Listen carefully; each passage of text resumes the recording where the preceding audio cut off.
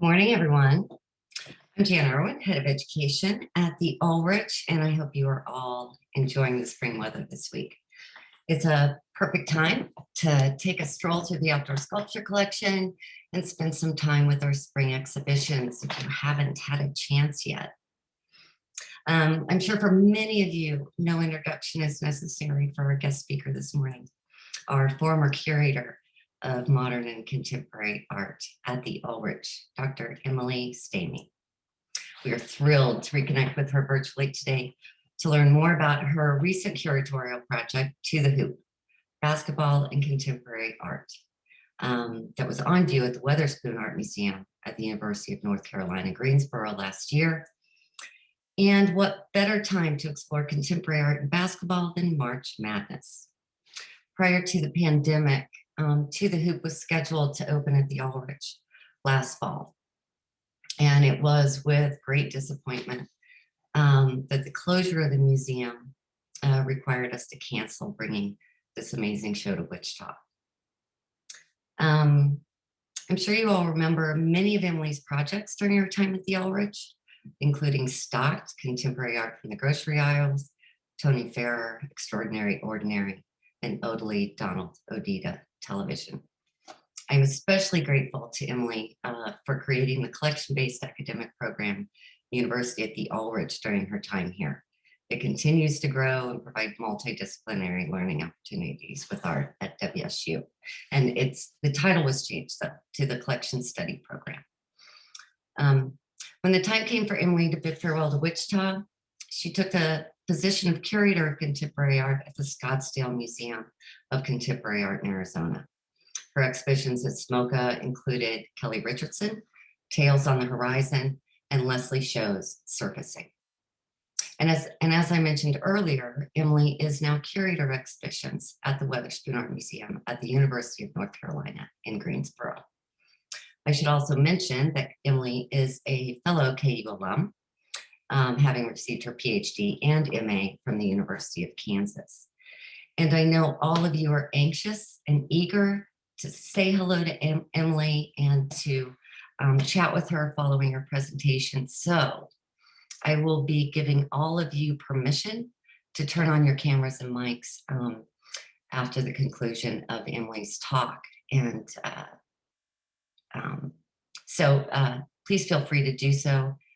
We can all gather together virtually and see each other's faces. And if you choose not to, no worries.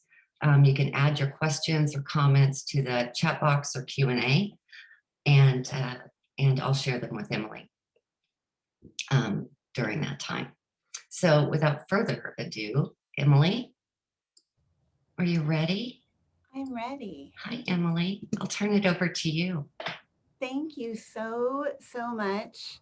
So you can tell I'm grinning ear to ear. I'm so eager for the moment where the video cameras turn on and I can see all of your faces. I told Jana I've been so looking forward to this, and then I was about to cry the other night because I thought, oh no, I'm in Zoom webinar land. I won't be able to see anybody.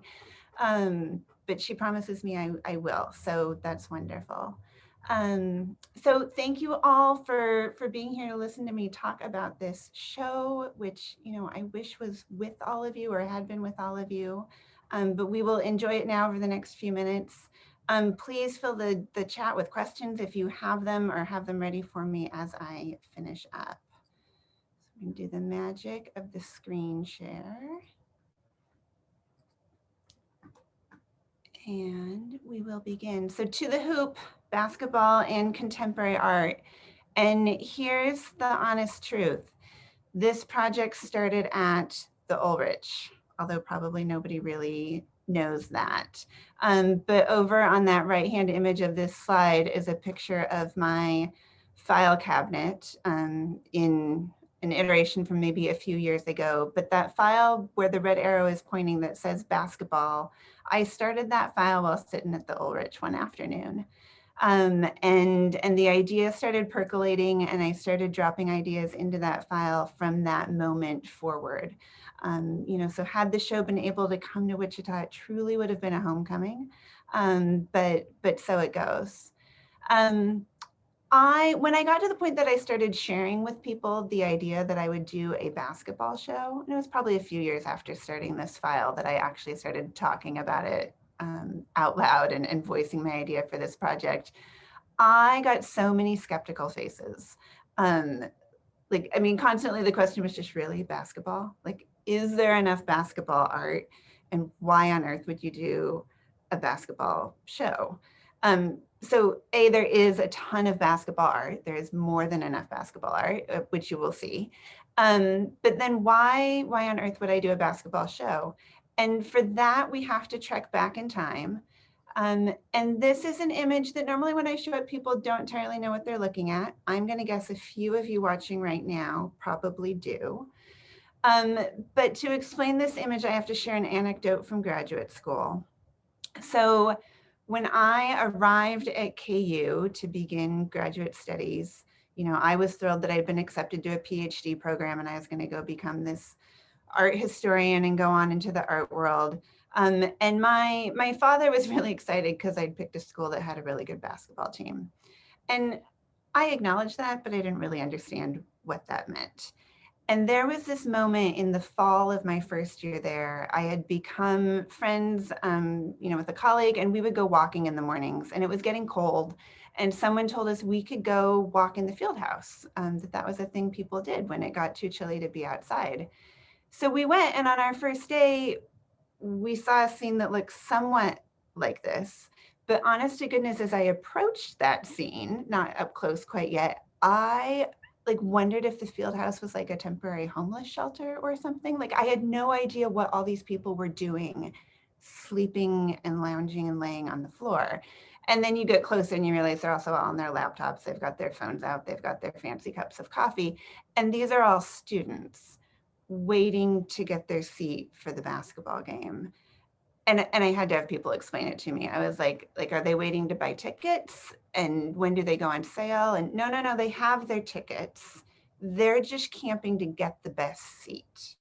And when does the game start? Not for like another 12 hours. And they've been camping here for 12 hours prior. And is this a really big game? No, this is just the game that's on this Tuesday night. So of course I had to find out what this basketball madness was about. And so I got my student season tickets and I started going to games. And I honestly felt like I'd walked into like a sociology experiment. Like, I was not prepared for the level of ritual and craziness that is KU basketball games in Allen Fieldhouse. I mean, complete with like a weird Gregorian chant that you have to do and newspapers that you have to have particularly brought in with you. But I fell in love with it. And I know many of you, even if you're not a KU fan, and love basketball in your own way, and understand sort of the magic of being at the games like this. So I become this basketball fan, but it's really separate for me from my art life. So again, like I wasn't thinking about how these two could ever fit together. I had the privilege at KU of working in the Spencer Art Museum there, and I had the really great privilege of being in an intern office that was next door to the office of this woman, Marilyn Stockstad, who was professor emeritus at the time there. World-renowned art historian. I'm showing the cover of her, iconic textbook, which is still in use to this day. And Marilyn became, a mentor and someone that I just tremendously looked up to. But on game days, Marilyn came to the museum dressed like this. And it was at the moment that I realized that Marilyn had no qualms sharing her love of basketball with everyone at the museum, that I thought, there's something to this. Like, I don't have to keep these parts of my love separate. Basketball and art, there might be places where they could intertwine. And then in one of my early art history courses, it was an art since 1945 class. For any of you with KU connections, it was taught by David Kataforis. There was a moment in the semester where we encountered two works of art that were actually about basketball. And I think they really stood out and resonated for me because I was sort of at this pivotal moment of like becoming a basketball fan for the first time and just being so sort of enamored and awed by it. And these works were not taught together. They came up in completely separate units on different kinds of sculpture that we were covering, but they stuck in my head. And my thought was, oh my God, like it would be amazing if these could be in the same space together. And of course they can't. So the image on the right is a site-specific sculpture that was done by the artist David Hammonds back in the 80s. You know, it is no longer extant. It does not exist. But you know, I imagine these two together. And some of the interesting things about them for me, and we'll return to them a little bit later, but you know, they're made so close together. So the Koons is made in 85 and the Hammonds in 87. They're both about basketball, and they're both about sort of social issues and economics, but from really different perspectives. So that Koons is this pristine, perfect ball that almost looks like it's in like its plastic packaging as you would find it on a shelf. It's like seemingly hermetically sealed in this tank. It's pristine. It hovers at this like perfect impossible point within it. It's all about newness. It's about perfection. It's about these sorts of things that we might try to attain. And then the Hammonds, they're kind of hard to see in this image, but they are hoops at the top of old telephone poles. And they've been totally covered in hand-worked beads and cowrie shells and bottle caps, and all of these found items, and specifically like things found on the street, things found from the trash, ordinary items. They're done mimicking certain types of African patternry. And then the hoops are at the top. And Hammond's titled the piece Higher Goals. And his comment to go with it was that it was a piece he made in Harlem. And he said he was frustrated by, you know, spending time in that distinctly African-American neighborhood and hearing from so many of the young men that they thought that basketball was going to be the way that they would make their money, that they would have achievement, that would be their route to success in life. And his comment was, you should have higher goals than just basketball. You can love basketball, but you should also have higher goals for yourself. So these two pieces sort of lodged in my brain. And then fast forward however many years, and I'm at the Ulrich, and I don't know, I got some mailing or some notice about some kind of artwork that had a basketball in it. And I started this file.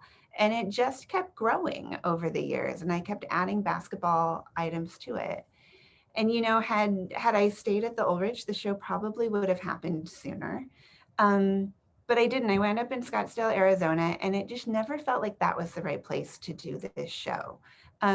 There's enthusiasm for basketball there, to be sure, but not like living in Kansas. And after having lived in Kansas and lived Kansas basketball, and by that I mean basketball across the state, you know, Shockers and K-State and KU, all of it. I couldn't see doing this show in a place that wouldn't like love it as much or love it in the same way. But then fast forward, you know, from my time in Arizona, and I wound up here in North Carolina. And I am in the thick of basketball country once again, you know, so here is a map of, you know, Division I basketball schools. And I'm currently living smack here in the middle, wedged between Wake Forest and Duke and Carolina and all these, you know, sort of powerhouse schools. And once again, I am in a place where people live, breathe, and die basketball. One little anecdote that I will share going back to this image, and the moment that sort of solidified it for me was that at some point within my first year here, I was asked to give a talk on how I put exhibitions together. And I shared this image, and I maybe had it on the screen for all of 10 seconds, 20 seconds maybe. I was just mentioning that I always have lots of ideas going in at any given time. And after I was done with the talk, one of our patron board members came up to me and grabbed me by the arm and said, you had basketball on one of those file folders. You have to do a basketball show here. And that she would hone in on it, that she would notice it, that she would see it in this slide that was up for like half a second. And she herself is not a basketball fan. She lives with someone who is a dire basketball fan. And so, you know, it was clear that I was in the right place and that the right moment was going to come. And so, you know, this show would finally get to come to be. To start really, you know, putting it together. So I've got piles and piles of images of things that could go into the show, but I felt like I had to do some homework and sort of figure out, like, why is there so much basketball art? You know, what is it about the game? When do people start making basketball art? You know, sort of what's the historical context for all of this? So I started doing my basketball research, history research. And I learned some interesting things that make me think about, like, how the sport resonates in a visual arts context and a broader cultural context.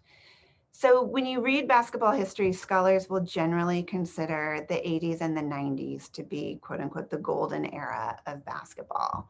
So this moment where the game just like hits this phenomenal popularity. You know, it's invented right before the turn of the 20th century. And it has popularity as a game to be played sort of immediately thereafter. But in terms of like this broad spread cultural acknowledgement, that comes in the 80s and the 90s. And it gets wrapped up in a whole bunch of different factors. And the images I picked here are just sort of illustrative of a few of them. So on the far left, in 1979, we get the birth of ESPN. So we have our first all sports cable television channel, you know, and this is in the boom of like cable television really coming into being.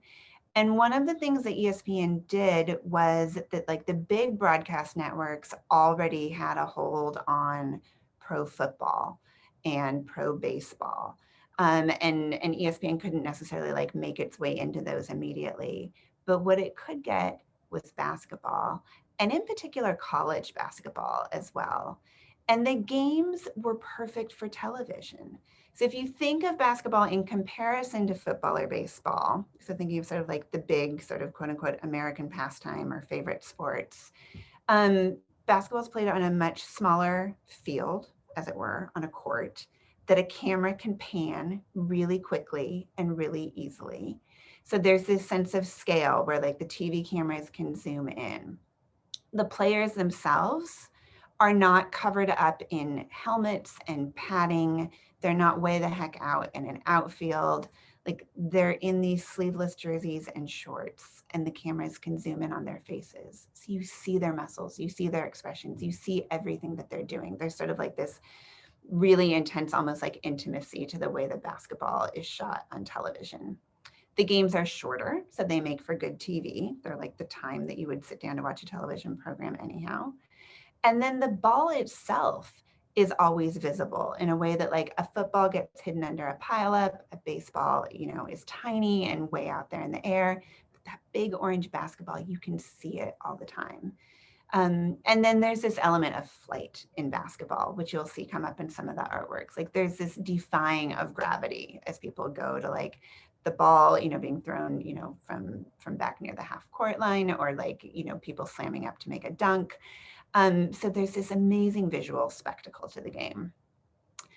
1984, we have this gentleman who you might know or have heard of named Michael Jordan, who, you know, doesn't necessarily come onto the scene at that point, but brokers his deal with Nike at that point and has his famous Air Jordan, you know, shoe and fashion line. And this becomes a mainstay and a through line of basketball, is the way that it becomes wedded with like street fashion culture and hip hop and music and all of these other facets of pop culture.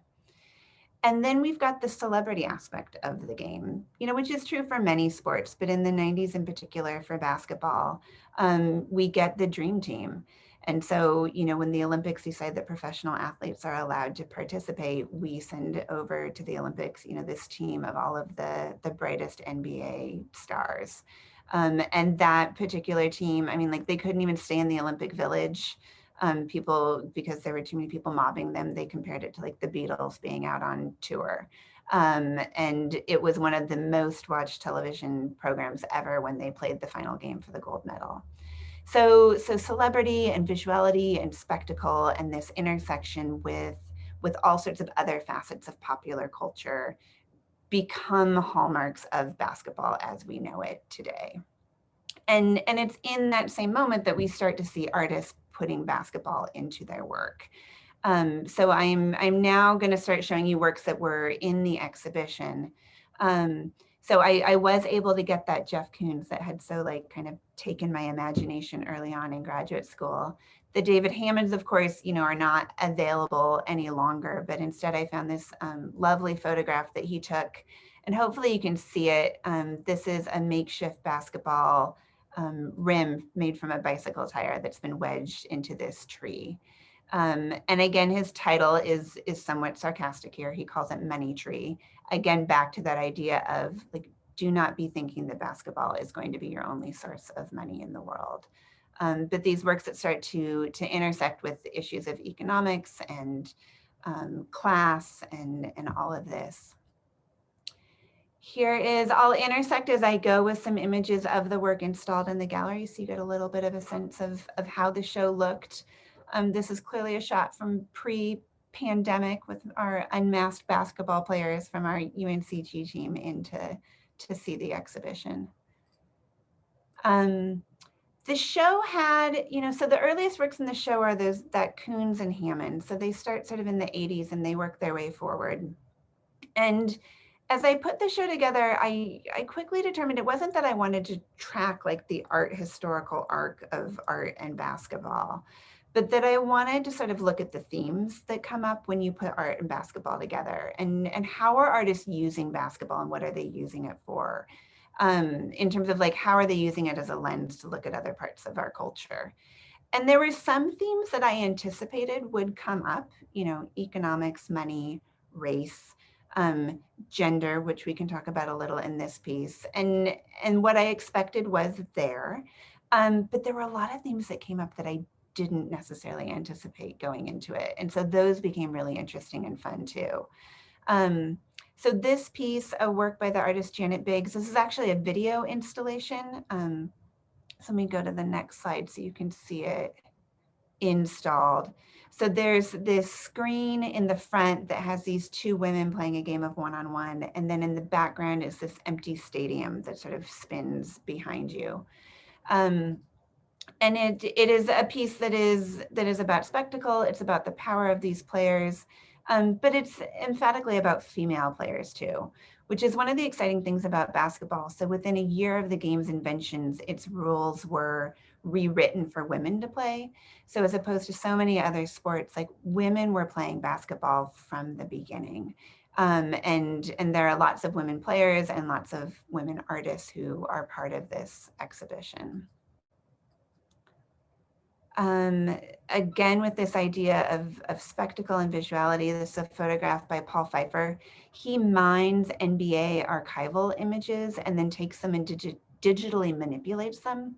So as you look at this image, you start to realize it's like eerie. There's something off about it. Like we recognize it as a basketball player in an arena full of people, but you start to look and like there's nothing on his jersey. We don't know who he's playing for.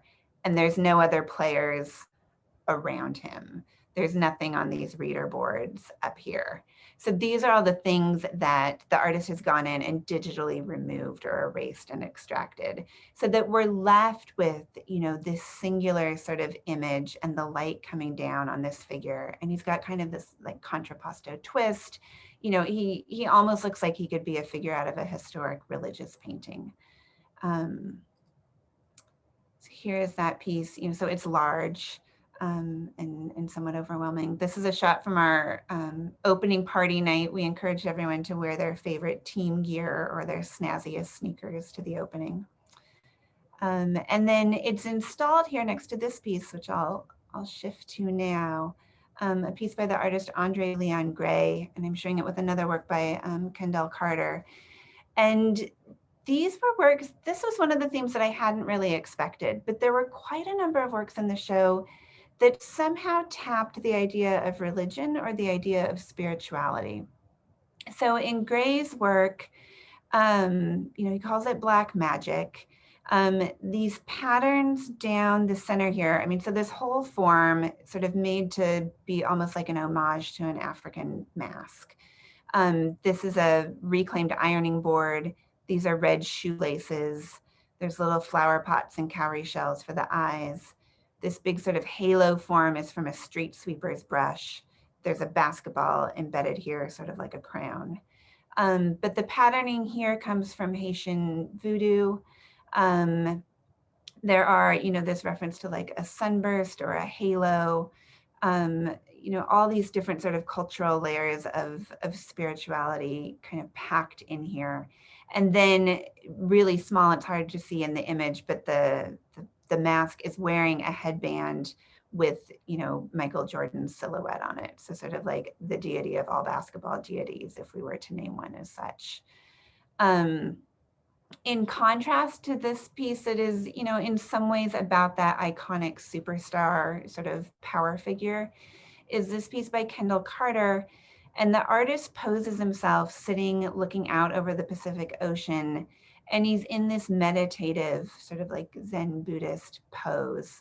And he's wearing the jersey of Scottie Pippen, who was Jordan's teammate when they played for the Chicago Bulls. And that choice of Pippen's really purposeful, so Carter talks about how, for him, it was about highlighting a player who was known for being a teammate, as opposed for known for being the singular star. And he specifically puts him in not his Chicago Bulls jersey, but this red, white, and blue jersey, which is the jersey that Pippen wore when he played for that Olympic dream team. And so again, emphasizing the idea of teamwork. Other pieces in the show that had, some of these aspects to them, David Huffman's amazing pyramid. This is made from 650 basketballs. So an homage to an ancient, religious structure. But then also tipping into ideas of Afrofuturism. So thinking Afrofuturism being this genre of art and literature that thinks about both tapping history and then thinking towards the future from a Black perspective, and thinking of new worlds that might have more equality and access in them. So for Huffman, the basketball itself is this symbol that can be both really uplifting and aspirational, but it can also be somewhat a little more pessimistic, thinking of it more objectified. So thinking in lines with like that image from Hammond's, like, what is it that we tell Black youth are their paths to success? And is that basketball it and only it? And what more can there be? And why do we have assumptions that, all Black youth would play basketball? Like, what else can they be doing? This piece comes with an audio track. So when you stand near it, you hear these twin lines of sound coming. And one of them is Martin Luther King reading his I Have a Dream, or giving his I Have a Dream speech. And the other are recordings that NASA took from one of Jupiter's moons. So these ideas of aspiration and moving forward. A photograph in the show by Hank Willis Thomas.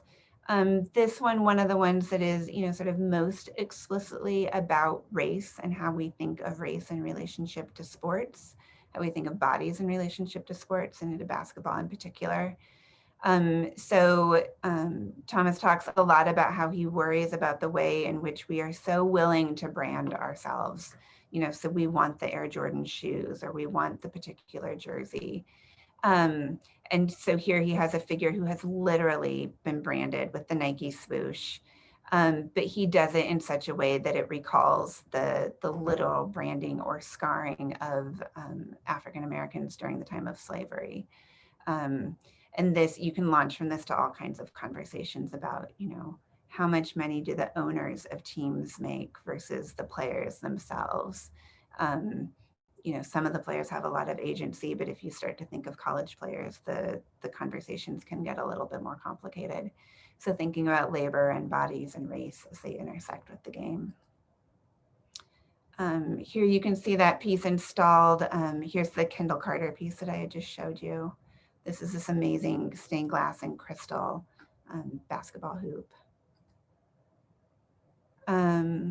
Continuing on the theme or the idea of race and ethnicity, the artist Gina Adams had two pieces in this show that look at the history of basketball in Indian boarding schools. So schools that were run by white school authorities that were meant to really sort of transform Indian youth into quote unquote civilized white youth in the early part of the 20th century.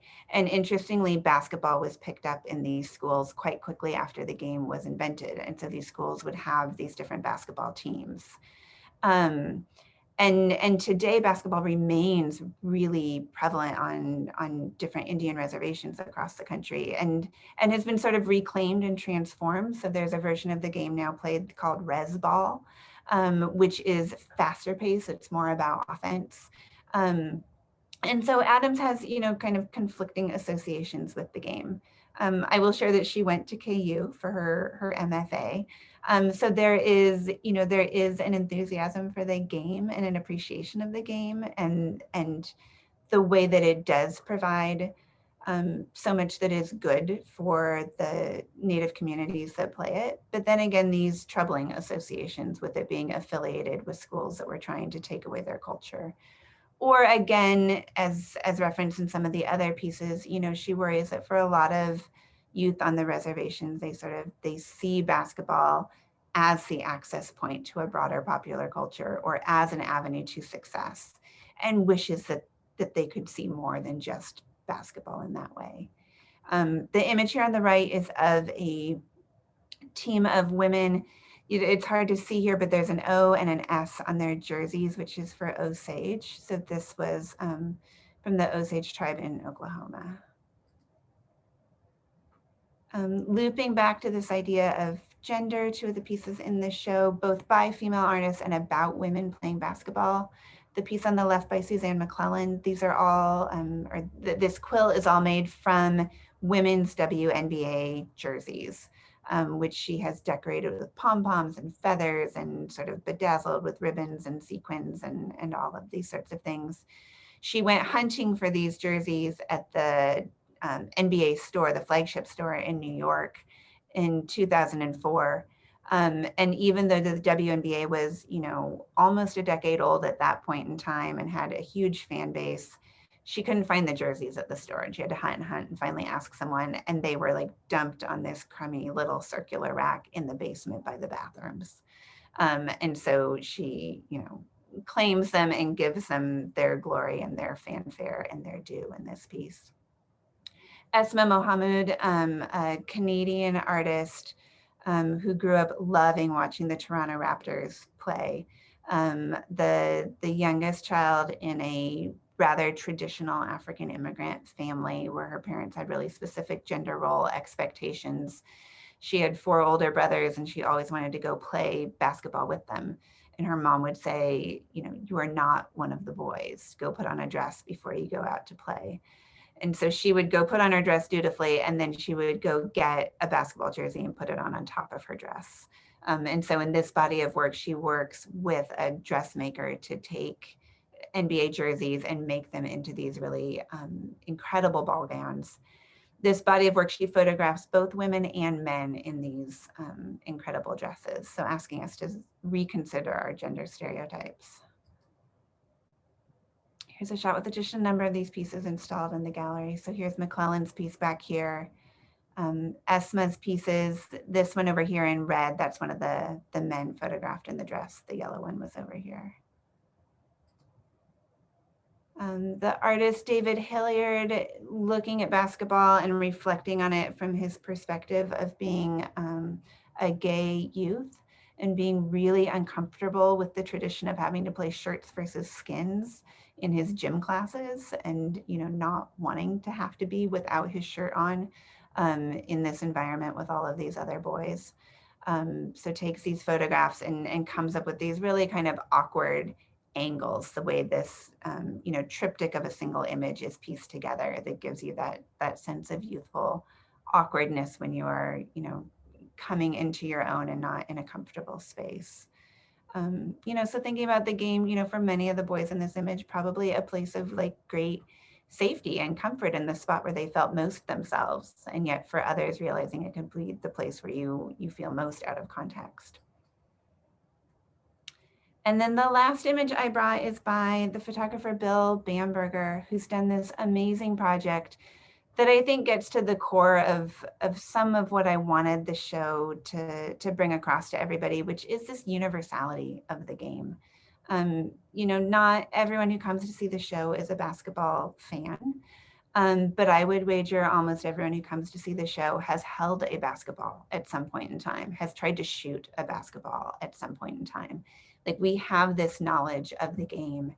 And part of it comes from how easily it can be set up anywhere and everywhere. So you can have a basketball hoop in a teeny tiny urban playground and you can have a game happen. You can have a hoop in a giant gymnasium anywhere in the country and have a game happen. You can have it on, you know, above your suburban driveway and you can have a game happen. You can have a game happen with 5 people on each side. You can have a game happen with one-on-one. You can play against yourself. And so Bamberger goes across the country photographing hoops and nets in all sorts of different locations. And oh, sorry, I'm losing my voice.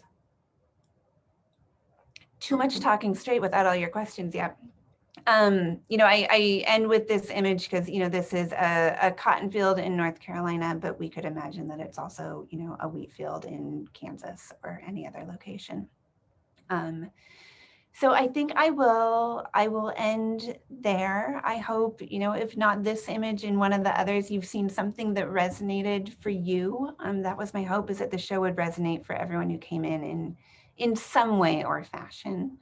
And with that, I will stop sharing my screen so that everyone can enter and hopefully pepper me with questions. Thank you, Emily. And I will say, well, first, everyone, it'll take me a minute. You'll get a message saying that you can turn your camera and mic on, and I have to do this one by one, so it'll take me a little bit. But I will comment that when I was having the house painted recently, the debate as to whether to remove the basketball goal from the front of the garage, you know, came up, and I chose not to. Yeah. I mean, I spent my childhood, you know, shooting hoops in the driveway. And so it's staying. It will stay forevermore. Excellent. Yes. And while we're waiting, Emily, Teresa Beasy has put a question in the chat if you might want to. Yes, I'm trying to look. I'm scrolling through the rock chalks. Yes, there's a lot of and let's see here. Okay, TVZ. How did you get Wes Miller, head men's basketball coach at UNC Greensboro, to write the foreword to the collection catalog? With the Tobacco Road rivalry, this must have been a big decision. Was Roy Williams too busy? All right, easy. So, you know, Wes Miller is our head coach here at UNCG. So that felt super appropriate that, you know, I am writing from my campus. I should be connecting with my team here. You know, but Wes also has this like basketball lineage that I thought was really fascinating and wonderful, which is that, you know, he played for Carolina. So he played under coach Roy Williams. And of course, Roy was at Kansas. And so you get this like through line between where, you know, I found my love of basketball and in North Carolina, where I'm now located. You know, does that mean anything to anyone reading the catalog? I don't know, but I felt like it meant something to me. And Wes was eager and willing to do it. So I went to Wes first. I did not ask for her to write for the catalog. Janice.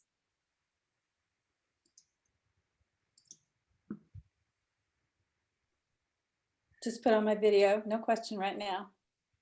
Thank you for turning your video on. I'm excited to see faces. I know Emily wants to see everyone, so please be brave. Be brave. Even if your office is messy like mine.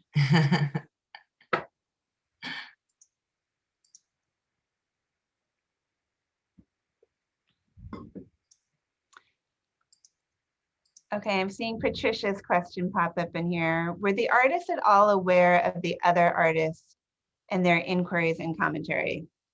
By and large, yes.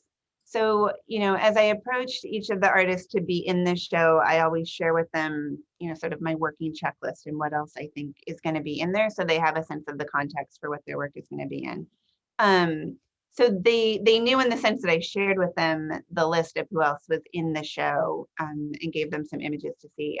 They were not all necessarily aware of each other's work, which was fun. And then we had some panel discussions and they actually got to meet each other and interact over the course of the show. So that was nice. I'm almost there, everyone.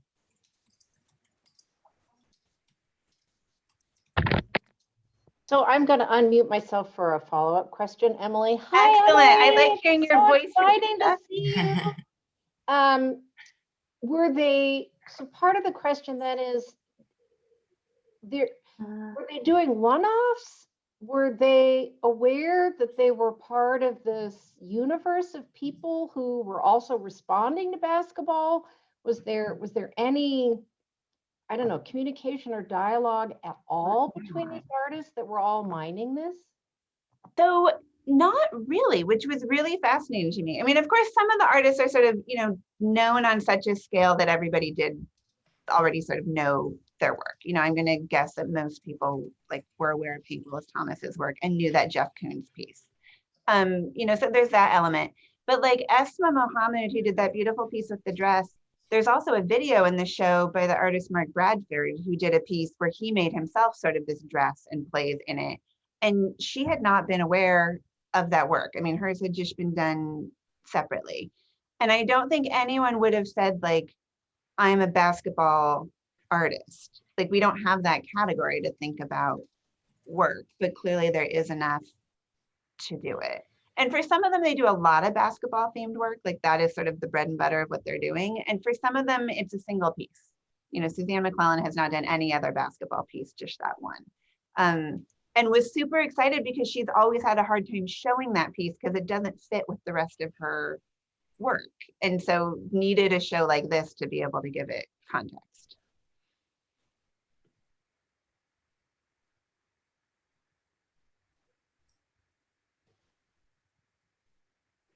Hi, I have a question. Yeah. Hi, Emily. Thanks for the exhibition. I think it's wonderful. As a basketball fanatic, I was disappointed, crushed that we couldn't show it here at the Ulrich, but I think it's a fantastic exhibition. My question is, my sense is that the exhibition focuses on North American artists. Is that correct? And I was wondering if you did any sort of a survey of Europe or China or some of the other places where the sport is growing to see how they portray things differently or similarly. Yeah, that's a really great question. So I sort of did in the very early stages of putting this together. There were a couple of Chinese artists, an Indian artist.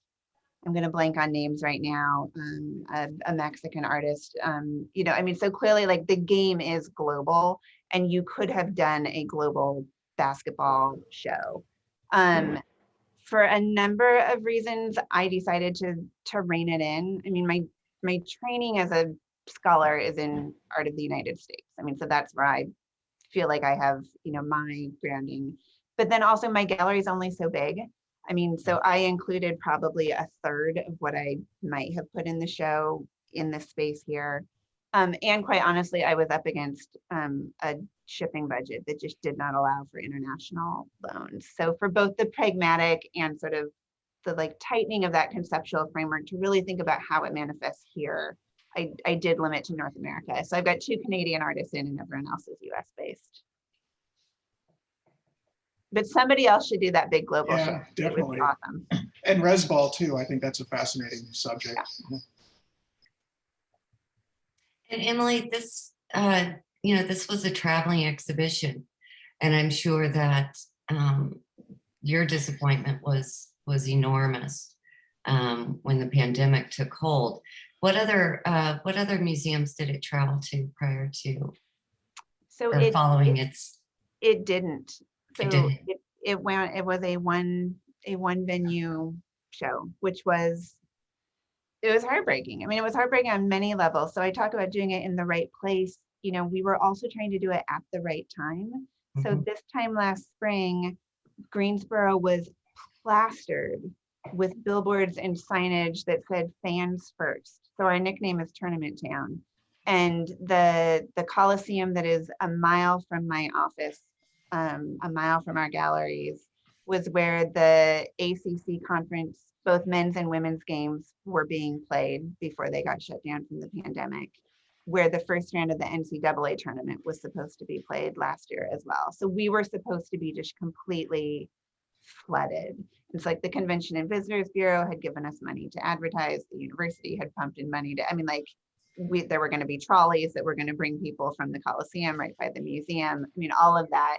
And I literally had just dropped off a giant stack of flyers for the show at the hotel where the Carolina team was staying.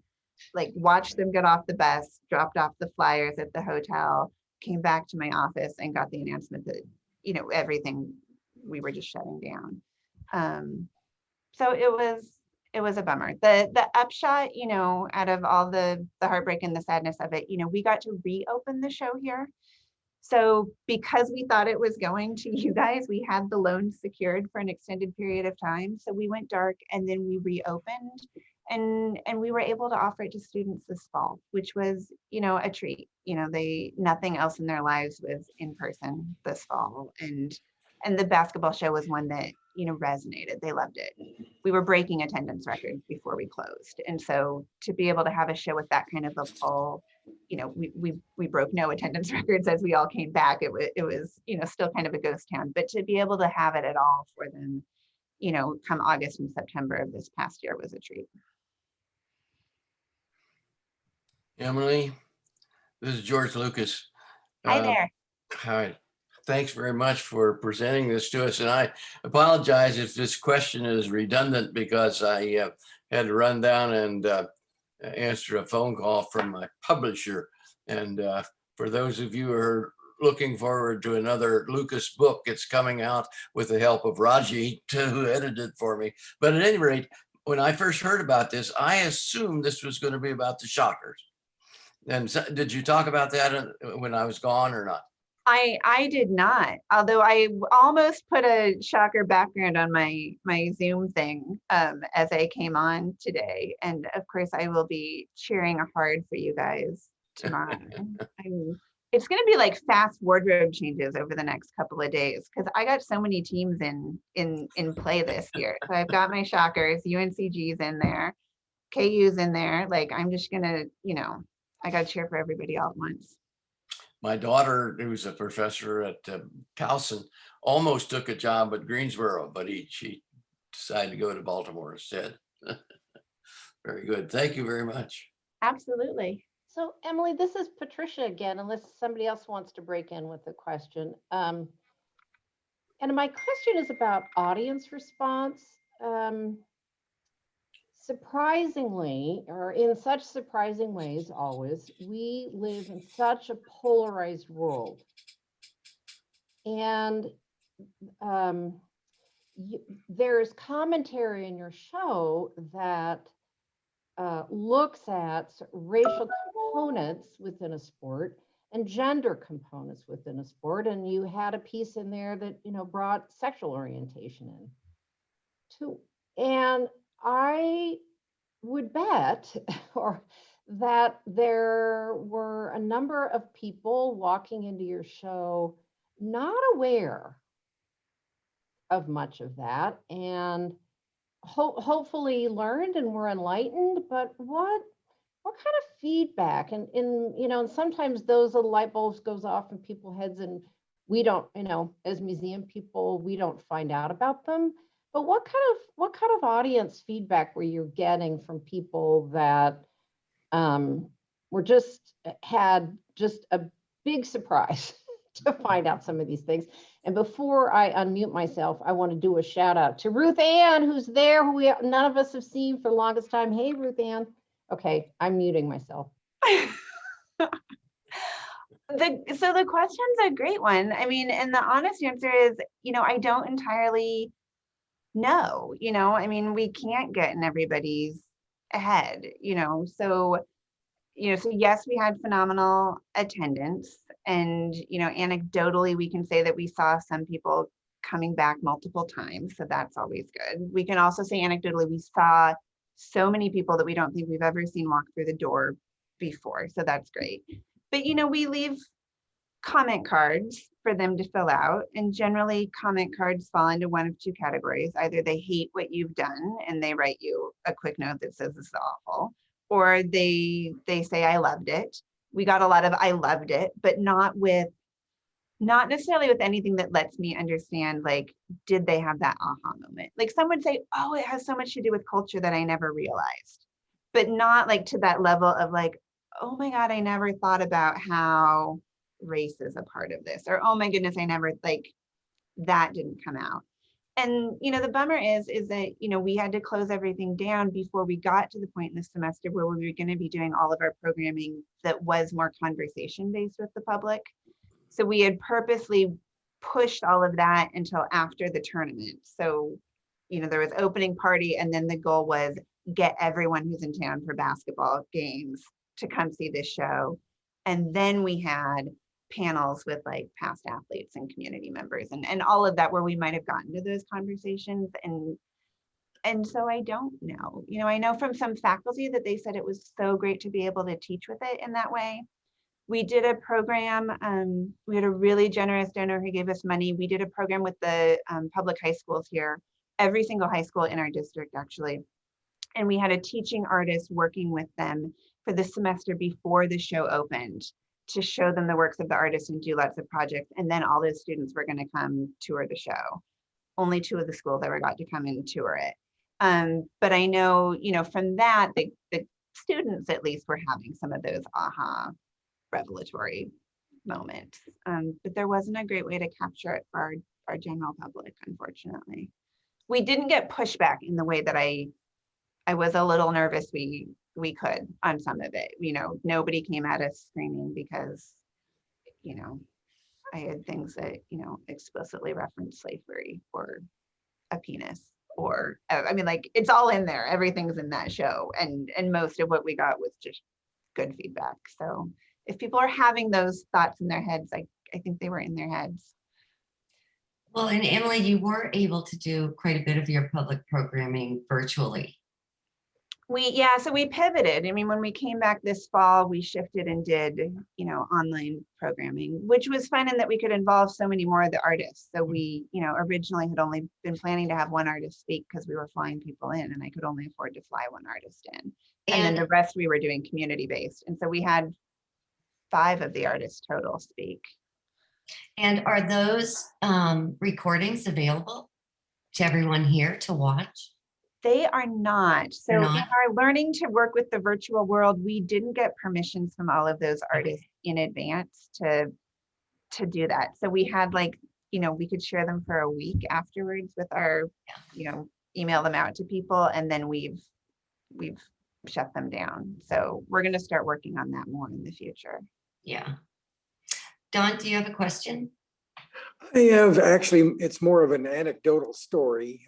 Emily, my name is Don Rogus. I'm one of the awesome docents that we have around. But I'm old enough to remember when girls had to play girls basketball. There were 2 young ladies in my neighborhood who were great basketball players. When we chose up sides on the playground, they were by far not the last 2 chosen, although they were shorter than most of the rest of the guys. So, but they were great players, but their only outlet was the thing called girls basketball, where most of the team was not allowed to go beyond half court. You had an offensive team and a defensive team, and each team had a rover that could rove and play offense and defense back and forth, and that was it. And it makes me so happy with Title IX and everything else that young ladies are getting chances to express themselves and to play these types of sports.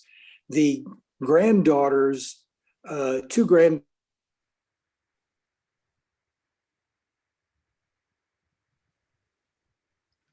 Oh.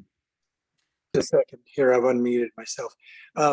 The granddaughters, 2 granddaughters of a girl that I took to junior high back in the 60s, have college scholarships and are playing college level basketball now. So what a change it's been in my lifetime, and I'm very glad to see it. Yeah, absolutely.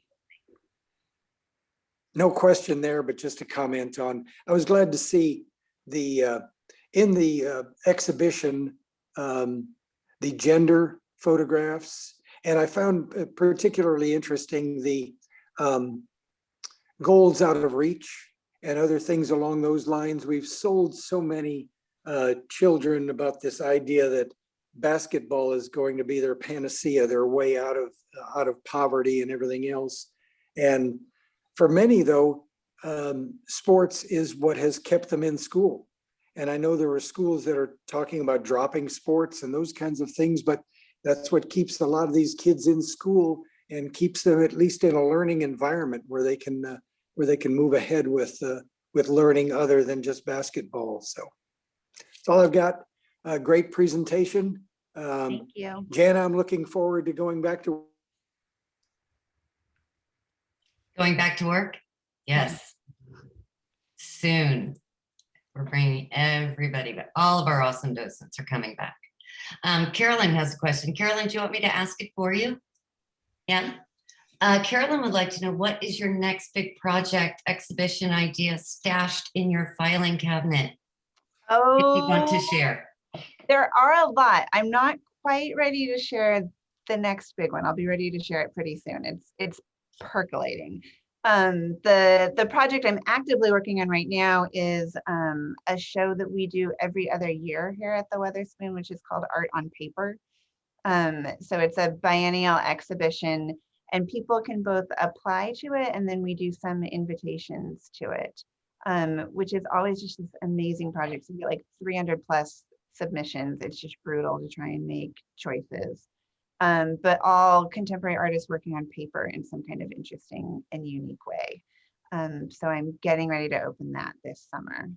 And we'll be putting, in this like shifting to our virtual world, we are getting much better about putting images of, large portions of our show online and making these viewing rooms so that if you can't get to the museum, you can still see the show. And I think we'll continue doing that even once everyone can get back in the doors. So that show will be out there for all of you to look at when you want to. It'll open in July. Excellent. Emily has a rather tight schedule this morning, so we want to respect her time. Does anyone have any remaining questions, comments, big hellos to Emily? I'm a This is our KU. motion. We miss you, I'll do it Emily. too. We Yeah. miss you in Wichita. I have a quick question. I'm a KU grad also, and I'm worried about this. Who do you root for if Wichita State and KU face off in the tournament? Oh my gosh, It could happen. it could. Yeah. I don't know what one does in that situation. I think I wear both shirts on top, and maybe at halftime I switch which is on top and which is below. Like these are real issues. They are. Well, is Patricia still? Did we lose Patricia? I wanted to thank Patricia really quickly, or Leslie wanted to thank Patricia really quickly for giving us the heads up on Emily's, to the hoop, and so that we had the opportunity to bring it here. Thank you, Patricia. And I'm sorry, my phone's ringing. And I want to thank you all for coming today. I want to thank Emily for spending the morning with us and sharing the exhibition. And I was amiss in not acknowledging and thanking the KCAIC for their generous funding of this program and all of the other Ulrich virtual programs this spring and summer. So thank you, KCAIC. All right. Thank you all so much. I miss you guys. When I can travel again, Kansas is top on the list, so I'll get back as soon as I can. So we will all look forward to it. All right. Absolutely. Thank you, Emily. Thank Bye. you. So great to see everyone.